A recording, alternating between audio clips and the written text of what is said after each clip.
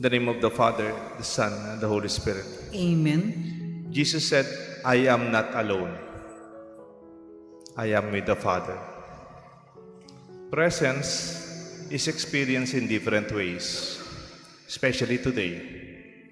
For a father or a mother or parents working abroad, maybe they make their presence felt when they call, maybe have their own FaceTime or messenger calling in different ways. They make their presence felt to their family. Or a daughter or son studying in another country, they keep in touch with their parents. In different forms, we experience presence of our loved ones. Different ways, we reach out to one another, but the same essence, the same father, the same mother, the same son, the same daughter, the same brother and sister. A different way, but one direction. A new means, but the same end. To keep in touch, or keeping in touch, is not similar with the literal physical touch or the physical presence, but we know keeping in touch is a way of nourishing our relationships. Parang sinasabi mo, sige uwi ka na sa Manila, keep in touch until we meet again next summer. In a way, it is a way of making our presence felt and experienced. Jesus in the Gospel today, I am not alone because the Father is with me. This must be a deep sense of communion and oneness in prayer.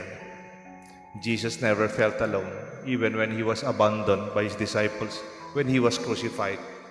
In fact, the 7 last words are also seen as the prayer of Jesus while he was at the cross. Father, forgive them, for they do not know what they are doing.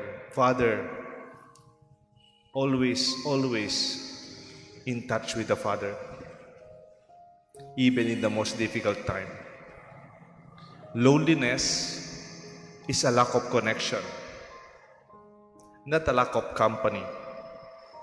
Lack of truly meaningful connection with others. You can be lonely in a crowd. You can be with a lot of people, but you feel alone. You can be seen, you can be heard, and recognized by the others, but you can be alone, but not lonely. Like Jesus, he may be alone, but it's called solitude. Solitude is being alone by choice. One in deep communion and connection with others who care and always know that they love you. Relationships with persons who matters most, who remain nourished and alive by this relationship. Loneliness is when I am less connected with people I want to be connected with. I can choose to be in isolation. I can choose to feel great about it. But you can tell me alone when you are in a crowd or maybe in a marriage. You can feel alone even when you are married, or maybe you are too busy to be one with one another, to each other. You can be alone but not lonely. Coping with loneliness can be expressed by various addictions, extreme adoption of behaviors. Yung iba pag malungkot, they go gambling, or maybe alcohol, maybe drugs for those who cannot handle their loneliness, or other vices, coping mechanism for loneliness, and other longing to be connected. Others join groups when they feel they are accepted and wanted to be recognized as a person, even when these groups are living unhealthy and even unsafe lifestyles. Kaya kung minsan yung mga bata, they join fraternity. Kahit alam nilang masasaktan sila dyan.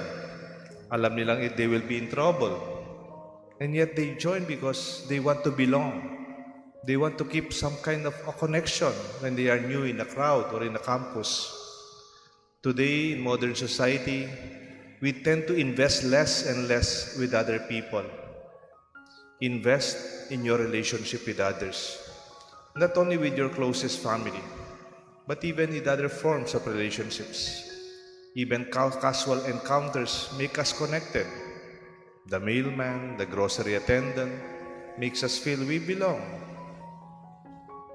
Minsan, may isang anak, he confronted her father. Yung tatay niya, matanda na. Kaya lang, he lives alone in apartment. Kaya lang yung tatay niya, pag nagwi-withdraw ng pera, pupunta sa bangko, magwi-withdraw ng pera, cash. Hindi siya nag-ATM. Hindi siya nag-electronic payments. Anong tatay niya? Low-tech by choice. Pag mayroon siyang binibili, literally he walks through the grocery store. You do not use email, he goes to the mailbox and would drop his mail. And then the daughter said, "Dad, why do you go to the store? You can only order and they will deliver. You can send your email or mail through electronic ways, or even have your cash and money. You can pay without using cash, without going to the bank." And yet the father said, "It's okay, because I am alone. I have friends in the bank. When I deposit and when I withdraw, we have a little chat. I go to the grocery, they know me, I know them. My friends are there. The grocery personnel keep me company. And even at the restaurant, I can wait for them to cook my meal more than asking them to deliver it in my room." Maybe the father, by choice, who would not ask technology to be a substitute to experience of presence. You feel belong, you matter, you are connected. Maybe this is what Jesus is telling. Make gestures and signs that you want to be connected. Maybe a smile, a nod, a greeting, or even a space you can offer in a bus or even your seats in the church to say hello and good morning. Develop your social skills. And even for your children, ask them to develop their soft skills more than their hard skills. Ano po yung hard skills? Yung kanilang mathematics, yung kanilang comprehension with technology, yung kanilang capacity to have deep science. And yet, soft skills are simple relational skills. To go to a place, a setting, community where you feel comfortable and there's warmth, and see people as they are. You belong, you matter, you are connected. Maybe Jesus is what is telling us. I cannot come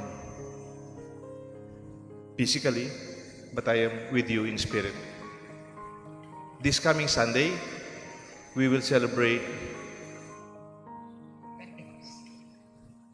the feast and the solemnity of the Holy Spirit descending upon the disciples, the presence of the Lord in the form of the Spirit, the Holy Spirit. Again, I hope we can say, I am not alone, I am with God. And this is our prayer for you and for everyone. In the name of the Father, the Son, and the Holy Spirit. Amen.